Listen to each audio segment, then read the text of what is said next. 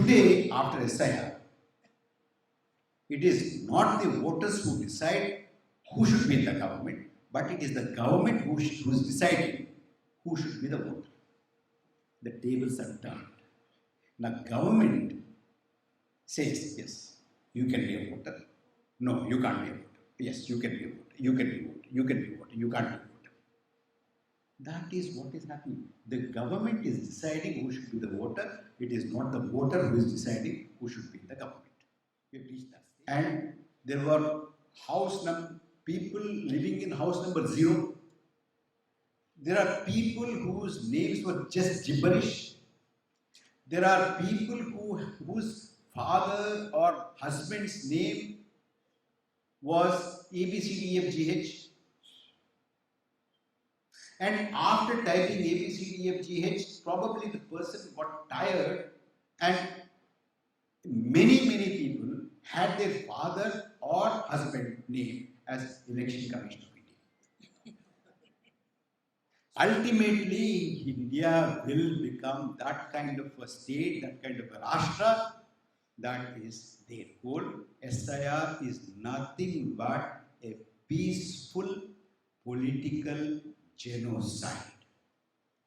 Nothing but a peaceful political genocide. That is what SIR is.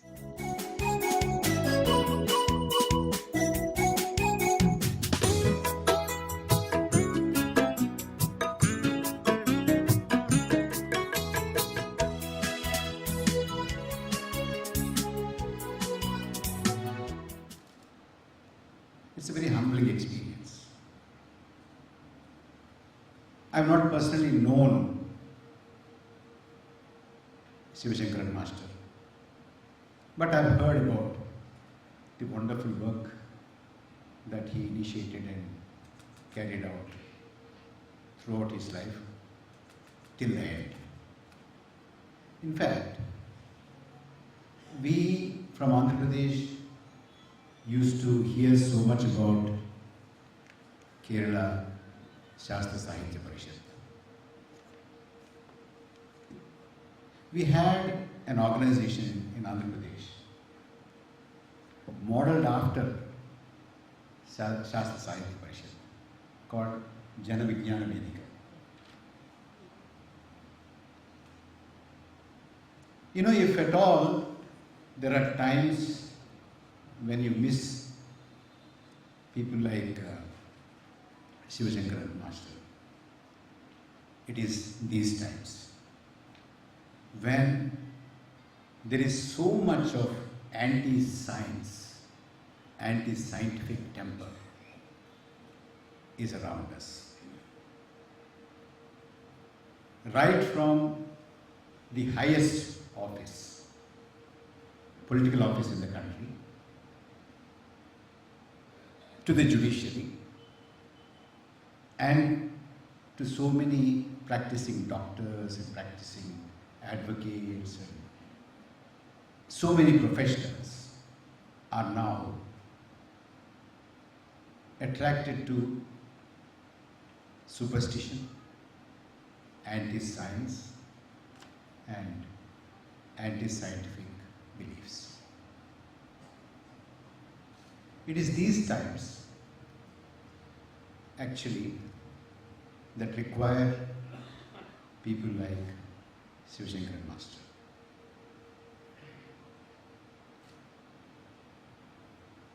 I am also humbled to be standing in front of you.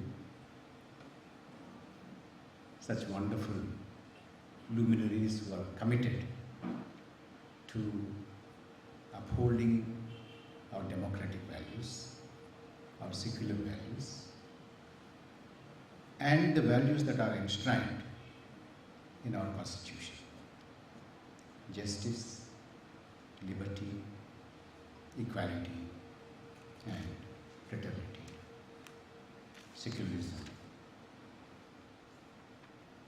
They are in danger. In fact, today, I want to spend some time on what is the nature of the threat to our democracy, which is in the form of an attack on the universal adult franchise, which is a unique feature of India. No other country, as far as I know, has gone for universal adult franchise from day one.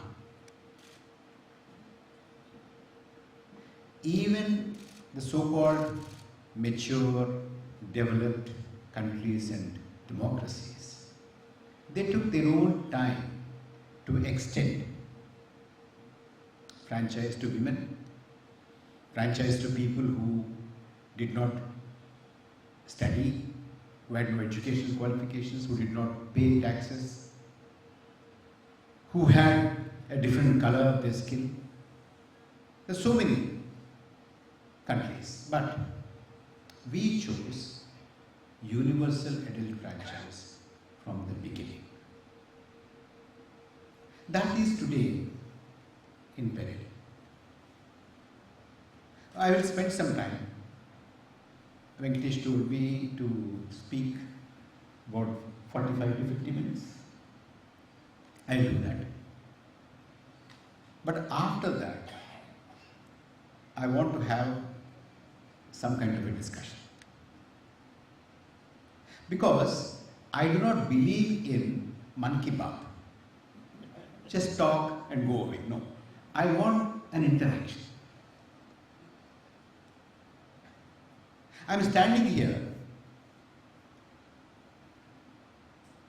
to speak about this, and I will submit every word, every letter, every data point that I utter today from here to your merciless scrutiny.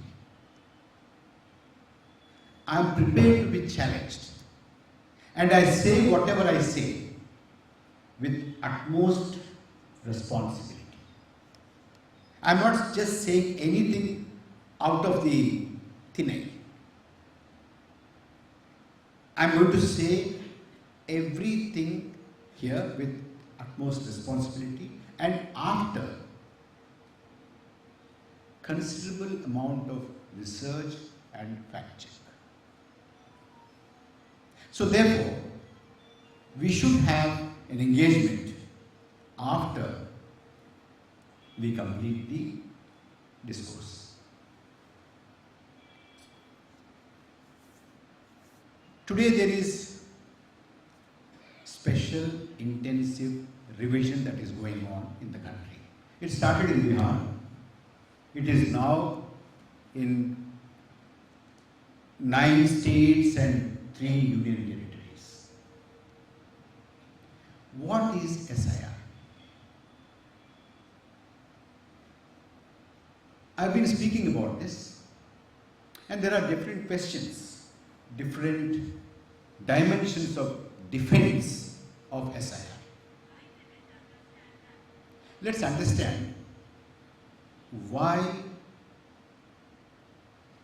and how people have marketed SIR. I'm using every word and submit that to you scrutiny. It is being marketed. How is this marketed? It is marketed as cleaning up of the electoral rolls. We want, of course, we want a clean electoral roll. Who doesn't want? I want. See, Balakrishnan wants. Dr. Joshi wants. Everybody wants. My friend Venkatesh wants. You also want, Miraji. Everybody wants. Clean. I do not want anybody who is not a voter to be a voter.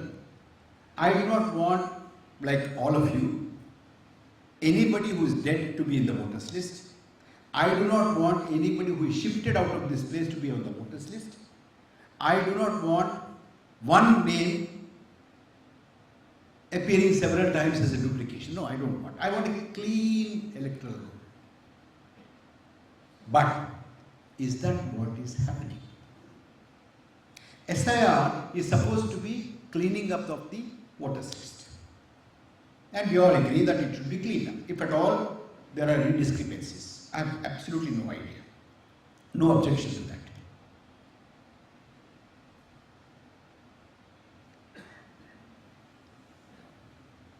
But, when something sinister is being done, it is always marketed as a very honest and desirable thing. Sometime back, United States used to have a strategic air wing called the Strategic Air Services. They used to have all these B-20 bombers and all, and they used to bomb. They participated in several bombings and bombings of civilian populations, civilian targets, and all that. What was their motto? Every company, every organization has a motto. The motto of SAS, Strategic Air Services of the United States Air Force, was "Peace is our mission." That was the motto of the Strategic Air Services. So, but do you buy that? No. That is a marketing. But what is the actual thing? Actual thing there was to bomb. Here is not to clean up the electoral roll, but something else. Let us see what it is. You know very well that before every election, there's something called SSR is undertaken. Summary revision. Special summary revision. It is routine. Normally it happens between October and January. And after the 2024 Lok Sabha elections, we had SSR from somewhere around October to January. It's over. It was over. After that was over, the Election Commission had announced SIR, Special Intensive Revision. Well, the Election Commission of India had said that they had commissioned a study by an organization, and that organization's study came up with the finding that SSR which was conducted was not satisfactory, and the electoral rolls in the country still are not very clean, and they had to be cleaned up. That was what the Election Commission of India had said. Therefore, they said they had initiated the SIR to start with in Bihar, and after that they would extend it to throughout the country. Fair enough. People like us asked the Election Commission of India, which is the organization that you had commissioned to carry out the study? What was their report? Can we have a copy of it? And what were the recommendations by that report? Till today, as we speak, the Election Commission did not tell us which is the organization which has conducted the study, and what is the report, and what are the recommendations. And much later, just about 15-20 days ago, there's somebody called Anjali Bharadwaj. She is a very active right to information person. She had asked the Election Commission about normally in a government department, government organization, you have, before taking any decision, you have a file notings, recommendations, discussions, all that. So she wanted to get under RTI what were the file notings, what were the decisions, what were the recommendations, and what was the nature of discussion within the Election Commission of India. The Principal Secretary to Election Commission of India gave a reply in writing to this application that Election Commission of India has not decided on conducting special intensive review. Now the question is, who decided to conduct the SIR? That is a mystery. Nobody knows. And Election Commission's Principal Secretary had said that in writing.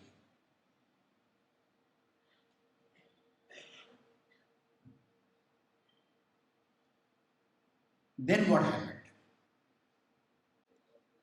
We already had an SIR in the state of Bihar after the elections were also conducted. Before SIR, the total number of voters in the state of Bihar was 7.79 crores.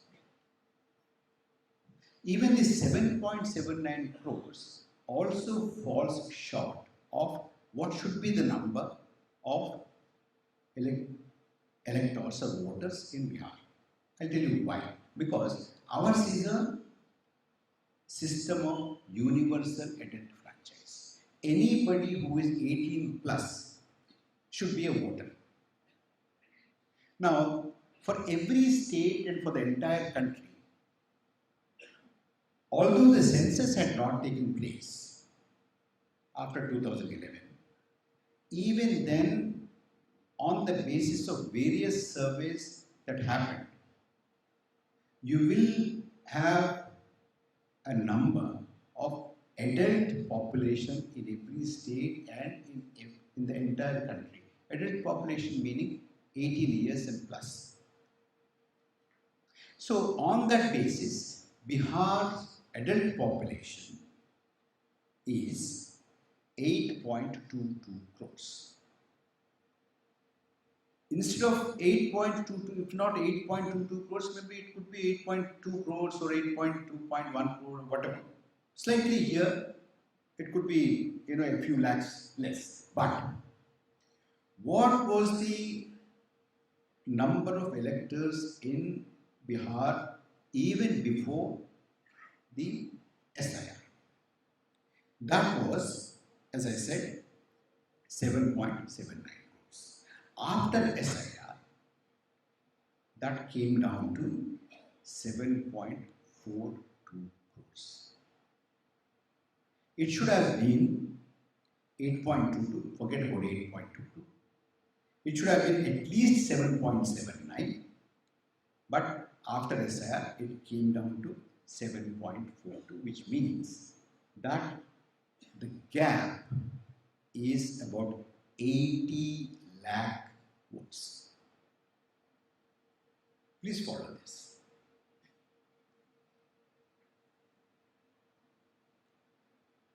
Who are the people who were taken out?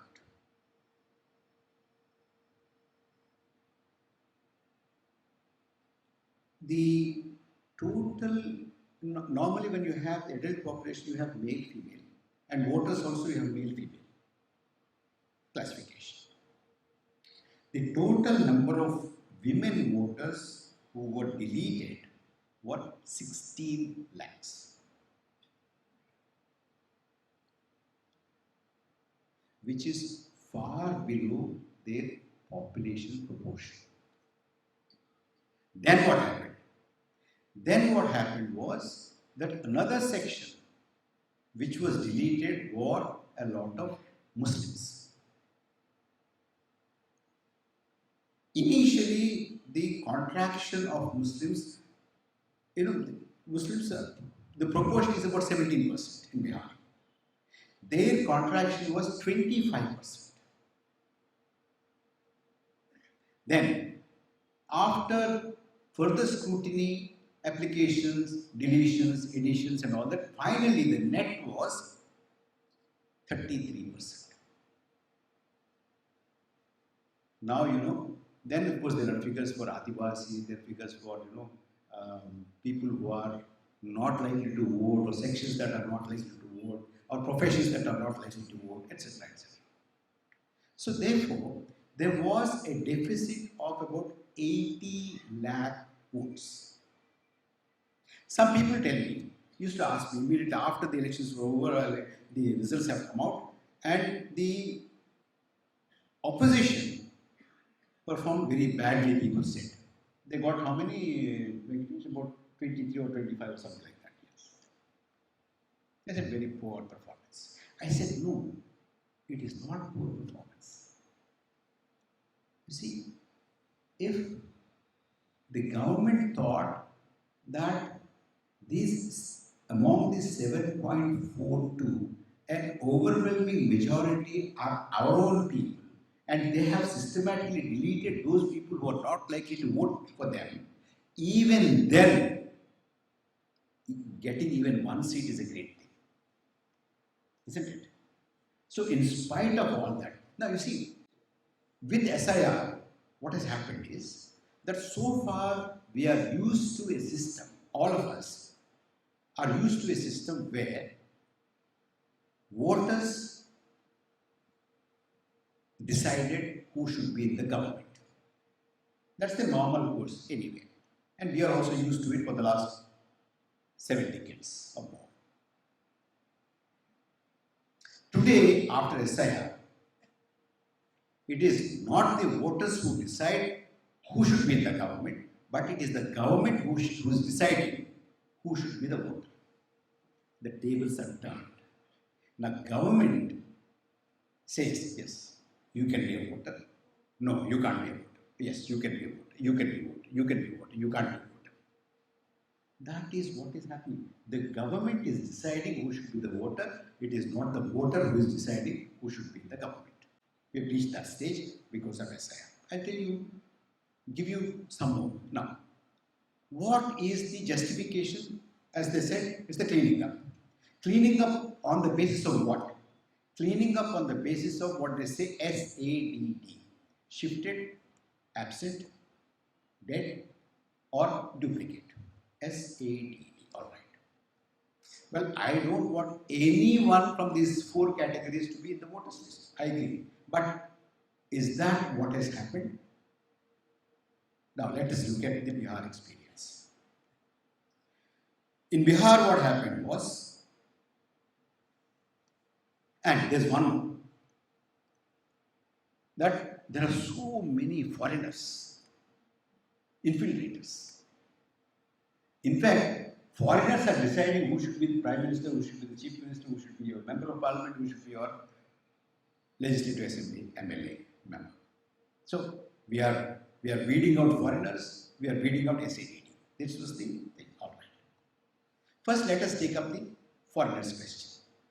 Now, if at all, there is one place in India where foreigners issue is the most contentious.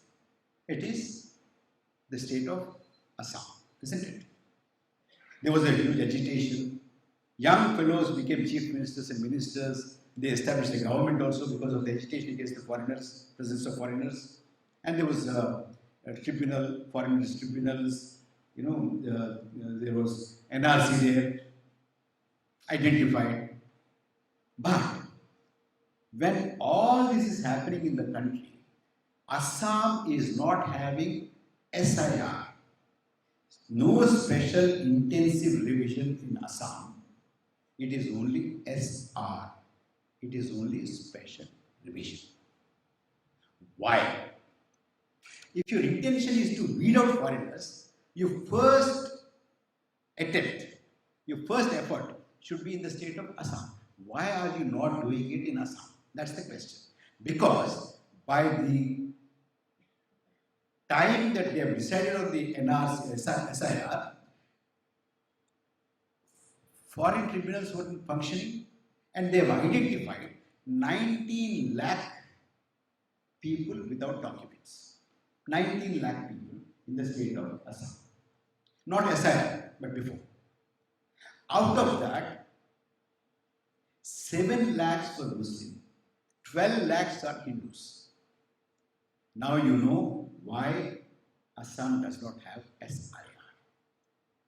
Because they don't want to take out their people. You know, today the state of India, government of India has our people and not our people. This is the basis. Okay, that is Assam. Only SIR.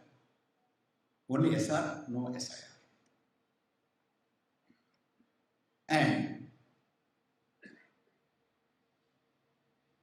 they're talking about taking out, weeding out foreigners. All right.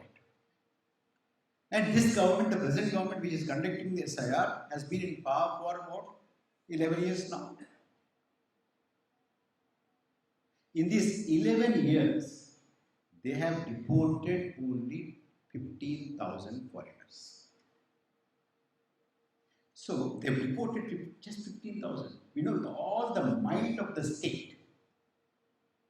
And in most of these places, it is their party, double engine Sarkar, which is in power. And there's one more interesting thing.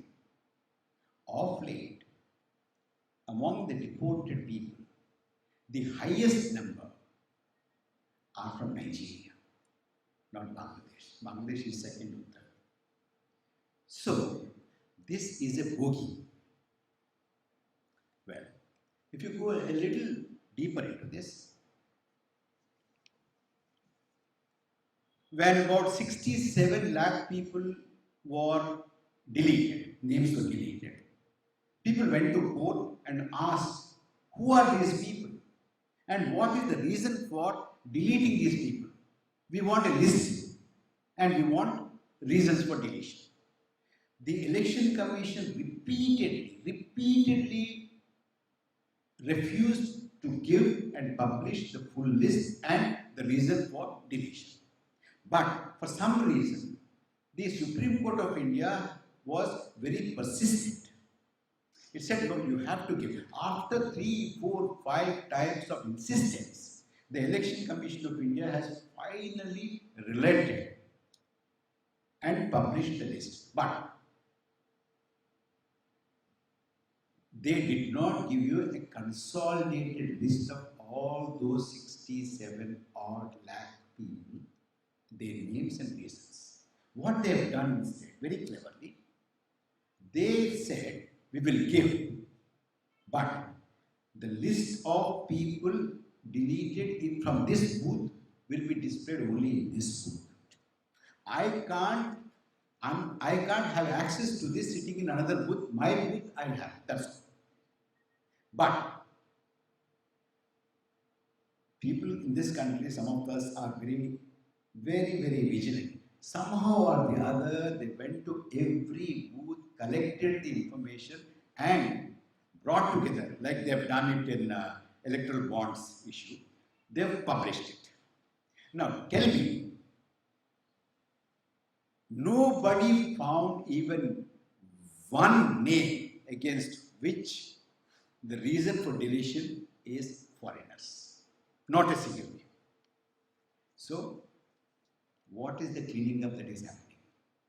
It is not foreigners. If you want me to give you an example of it, you see, in total, how many objections have come? Total objections in Bihar were 3.75 lakhs. You know, we can object saying that, you know, Venkatesh doesn't live in here anymore. He's not here. He's shifted. That kind of objections other people can submit. 3.75 was the total number of objections submitted, of which 1,087 were on account of being a foreigner. Out of 3.75, only 1,087 were foreign. The reason was given as foreigner. And the Election Commission, after the initial scrutiny, of the 1,087, Election Commission has decided to examine, because there is some case there, some weight in this argument, of in only 390 cases. Just see how the arithmetic works. In that 390, only 76 were Muslim names. And the area which has so much of concentration of any suspicion of foreigners is an area called Simanchal. Like in every state there are regions like Simanchal. In that Simanchal, there are 10 of such names in this list. Of the 76, there are 10. And in that 10, take this figure. In that 10, only 5 names were Muslim. Of those 5, 2 were dead and only 3. Of the 67 lakh people they deleted, they found only 3 names which were of Muslims who were eligible for deletion on account of being a foreigner. So is this foreigners? No. And is the Bangladeshi? No. Your deportation figures show that you have deported more Nigerians than Bangladeshis. All right. So what is this all about? And what is the other thing? The other thing is that there are so many fake names, duplicate names. All right. And at the same time, the Election Commission had already gone on record insofar as Bihar was concerned that they are not in possession of a usable deduplicating software. They have not used deduplication at all. That is the reason why you had a Brazilian appearing in so many, model appearing in so many places in one state or the other. So there are so many duplicate names. And then you have in one address 509 people residing. 509. In another place, 409 people will reside. Is it humanly possible for one single address to have 409, 509? So, somebody like Venkatesh, a curious investigative journalist, had gone to that place, some constituency called Pipra. Where is this place? How does it look? Which is housing 509 people. Then when the journalists group went there, the best thing was they did not find that house. And non-existing house had 509 voters registered. 500 voters of all castes, all communities, all religions, all age groups registered. Who are these people? No duplication. And there were people living in house number 0. There are people whose names were just gibberish. There are people whose father or husband's name was ABCDEFGH. And after typing ABCDEFGH, probably the person got tired, and many people had their father or husband name as Election Commission of India. So this is the question of duplication, and so many people living in one address, having Election Commission of India as husband and father. So this is what we have. And then Some people were taken out saying that they were dead. And some of our friends have taken them to the Supreme Court of India, and they stood in the court number 1 or court number 2, and said, "Sir, we are alive." So it was not dead, it was not shifted, it was not duplicate, it was not foreigner, it was not absent. Now in Bengal, you have reports, the Hindu ground report from Bengal showed, and with mentioning the names of people who said, "See, we got a notice saying that we have shifted, but I'm here. I don't know where to go." The retired naval chief had notices.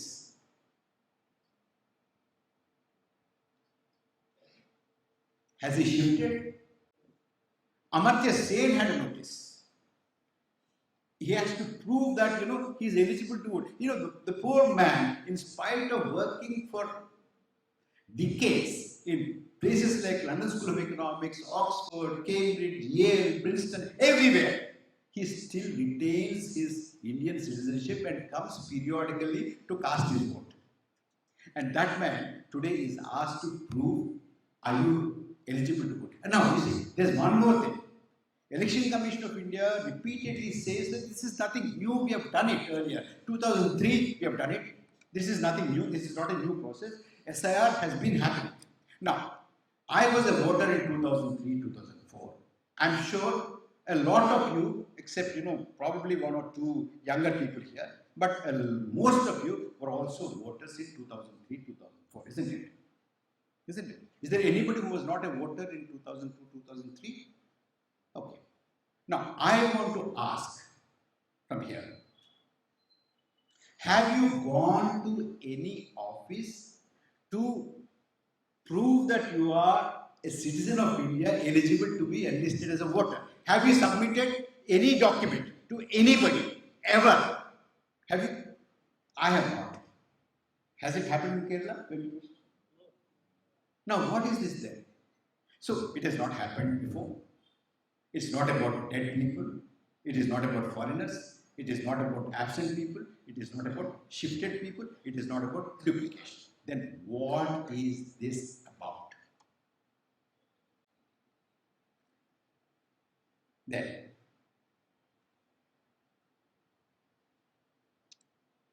the second phase of SIR is on.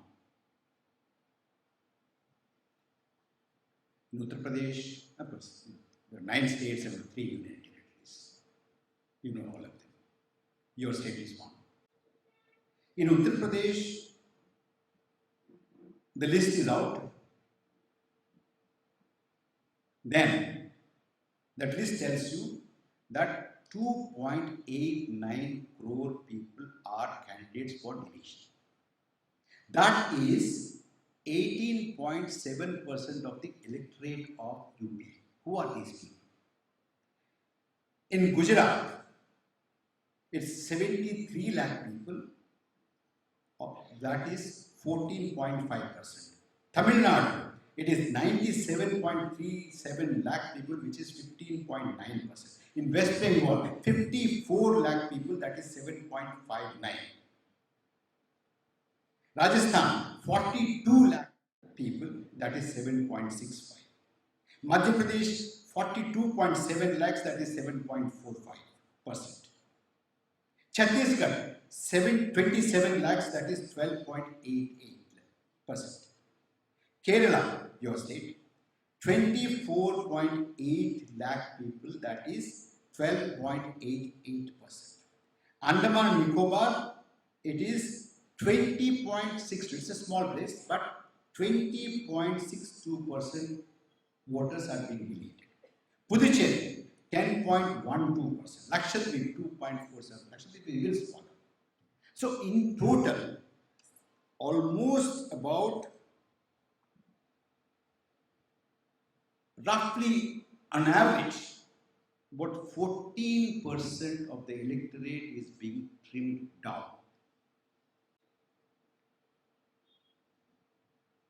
Why? Who are these people?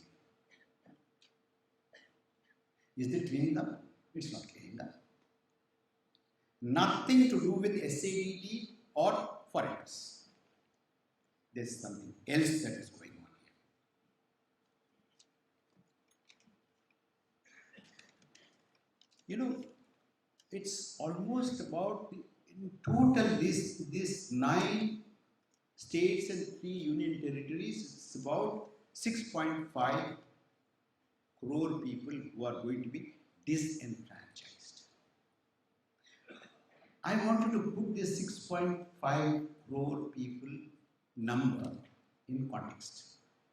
You know, for people from India, 6.5 crore is nothing, isn't it? It's a small number. But I tell you, there are in this world about 175 independent sovereign countries whose population is less than 6.5 crores. So, which means you are taking out countries from your voters list. Countries. This is a massive exercise in disenfranchisement. So, a universal adult franchise is in peril. Yes, no doubt about it. No doubt about it. Okay.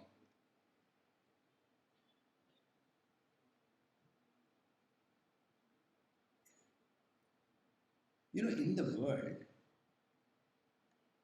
85 to 90% of the countries have 6.5 crore or less population.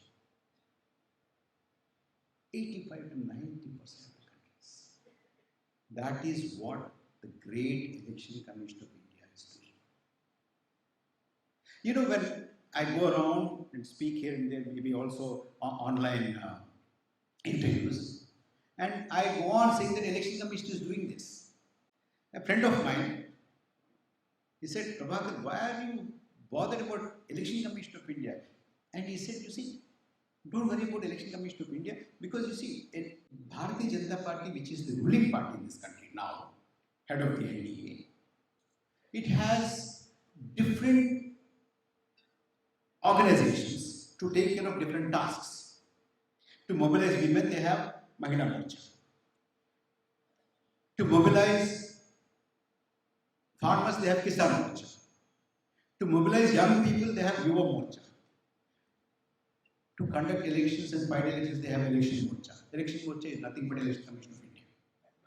That's what they said. And it's credible, isn't it? Even to me, it made sense. I didn't say it, but he said it.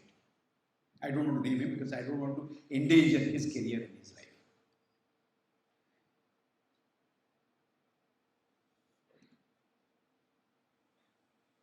Well,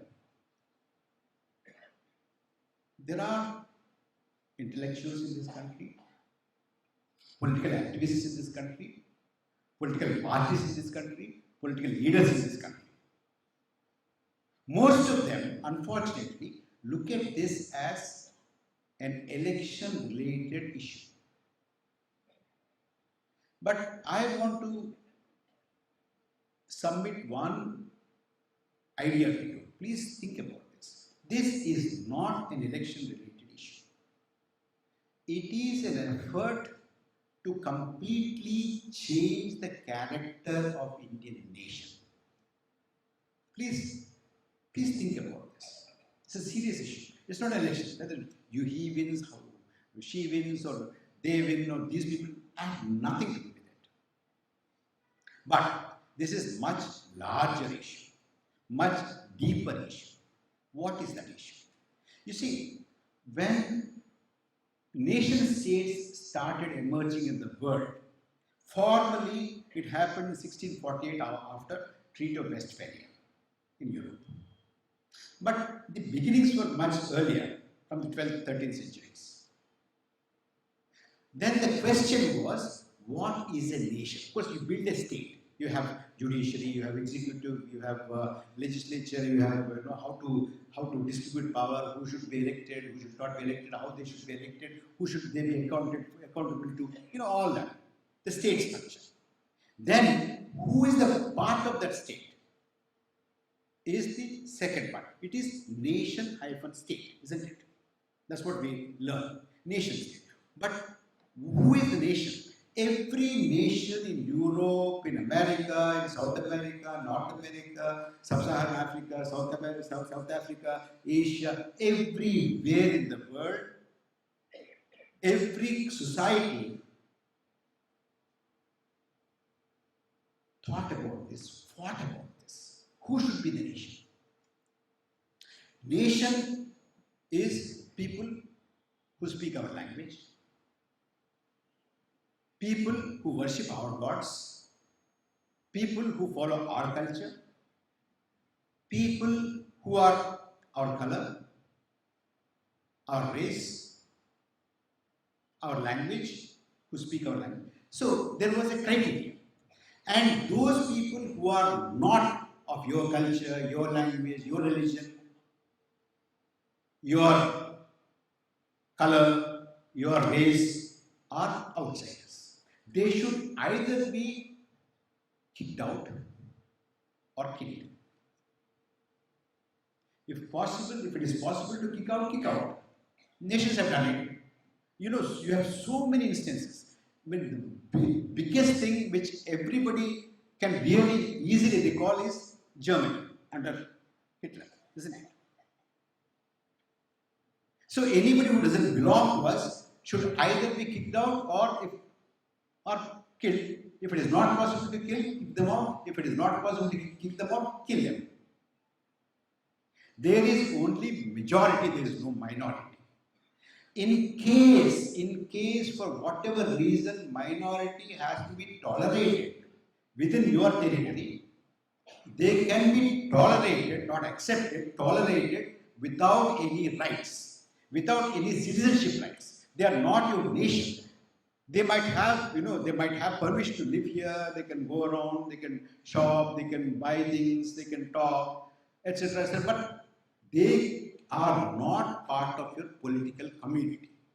But today, in India, when we gained independence, India, as we talked earlier, is the only country which did not ever debate who should be our nation, who should be outside our nation, who is part of us, who is not part of us.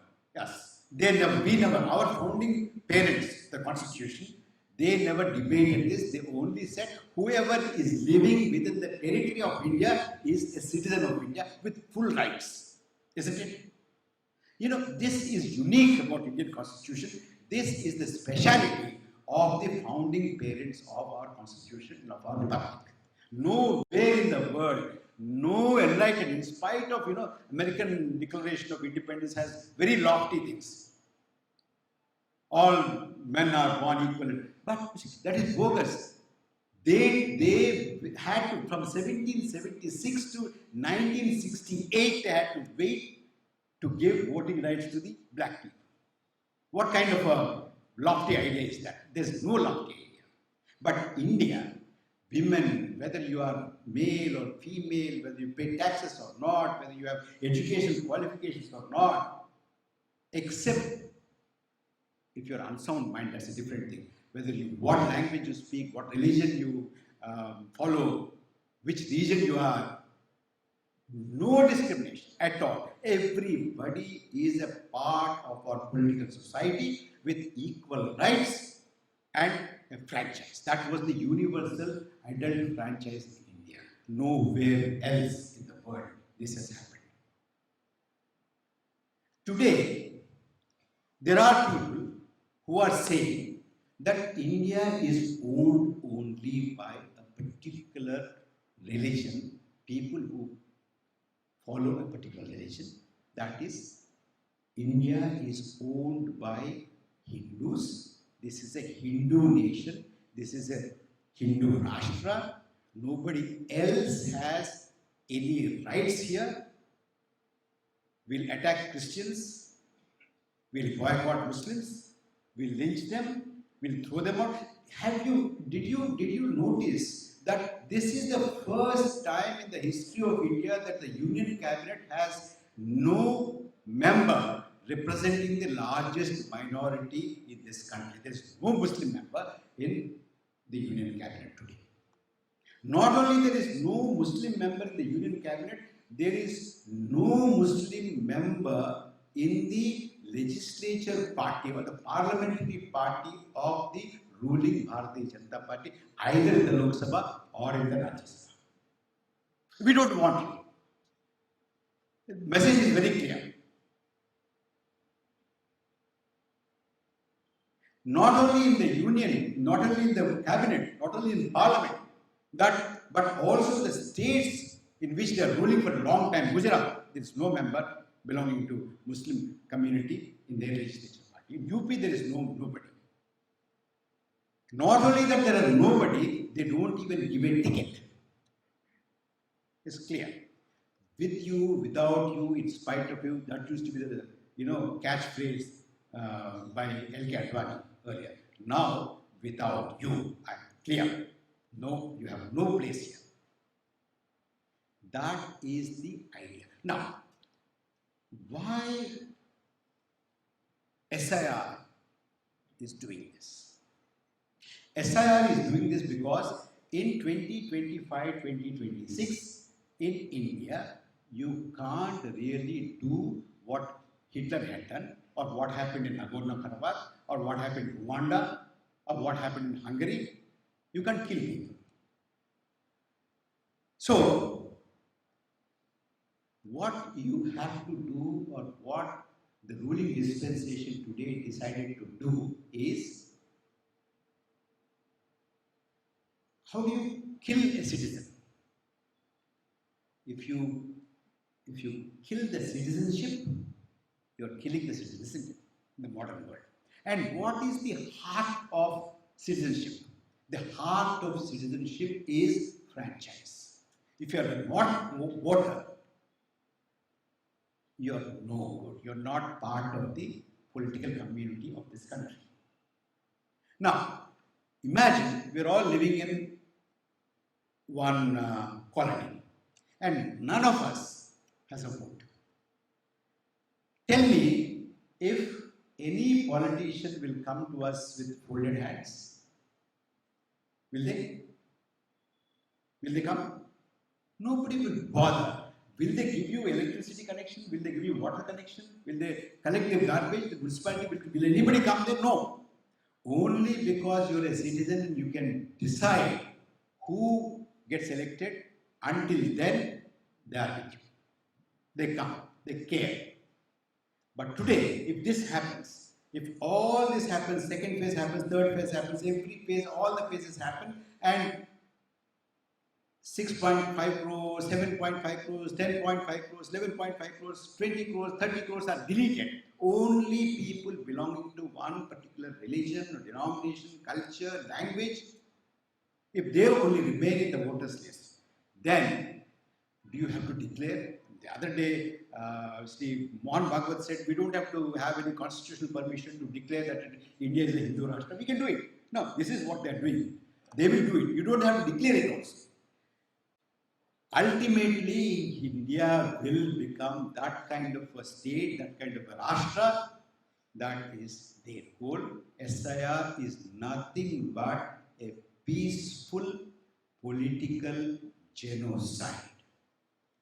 Nothing but a peaceful political genocide. That is what SIR is. It is not just an electoral issue. It is not just a universal adult franchise which is in peril. But what is in peril is our republic, our idea of India, the core values that are embedded in the 1950s social compact that we worked out in the name of the Constitution of India. That is being threatened. I want to, why I came here particularly. Of course, it's always great to come here. And I have a huge respect for Kerala Shastra Sahitya Parishad. And somebody who is associated and somebody who was a towering personality in the Kerala Shastra Sahitya Parishad, Professor Shivashankaran. I've come to pay my respects. In addition, I've come here to make an appeal.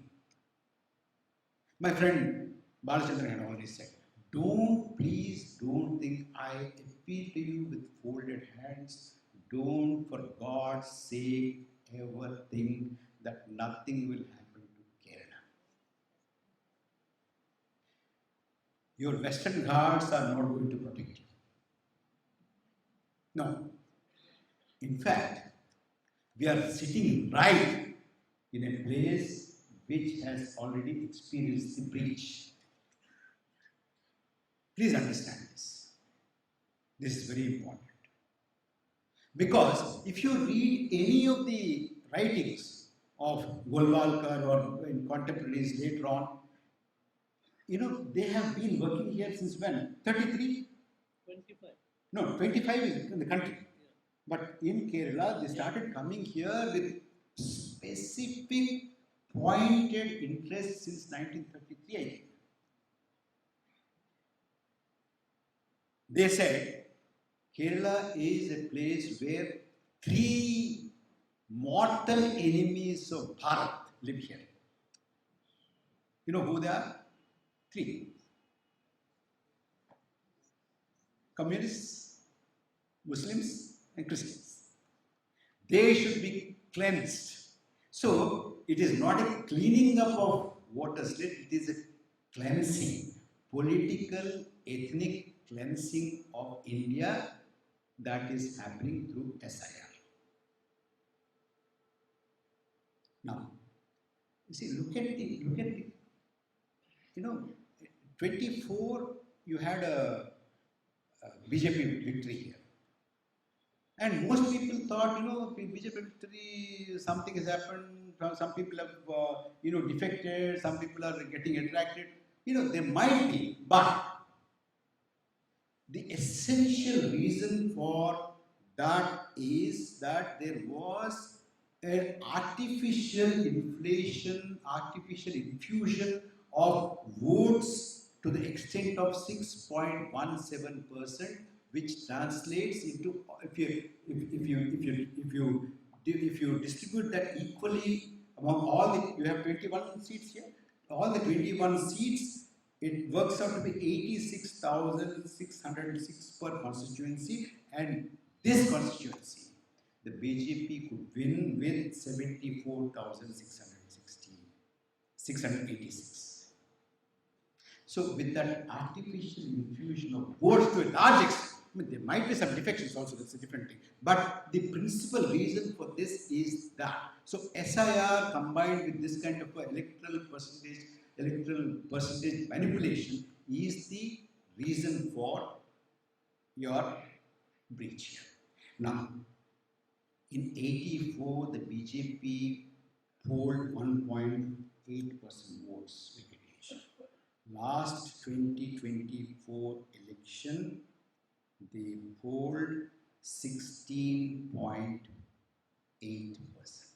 Look at this. They're creeping. Beware of that. So my appeal to you is, whoever can speak about this, please speak up. Whoever can write about this, please write. Whoever can mobilize people around this issue, please mobilize. If somebody can't do these things, at least give support, material support to those people who are doing this. And if you can't give material support, give at least moral support. Just pat them on the back, saying that, please go ahead, we're all there. It has to be a mission. Now, I want to leave you with one thought. Venkatesh has said 1925, when I was referring to, they started their work. See, 1925 today is 100 years. For 100 years, there are people, there is an army, a disciplined army, a very highly motivated army, dedicated army, which has been consistently working to undermine the core values of India. It's an army, formidable army. I want to leave you today with this one question. Where is the army to defend those core values of the Constitution, core values of our public life? Is there an army? Is there not a need for an army? I think we have to organize in order to stem this rot. And finally, sir, madam, we don't have much time. If we can't arrest this rot and trend and this slide in the next few months, we cannot reclaim the idea of India anymore. It will be a done deal. It will be a point of no return soon. Please wake up, and please wake up other people and make them work for it. Ask them to come out, mobilize, and stem this. Thank you.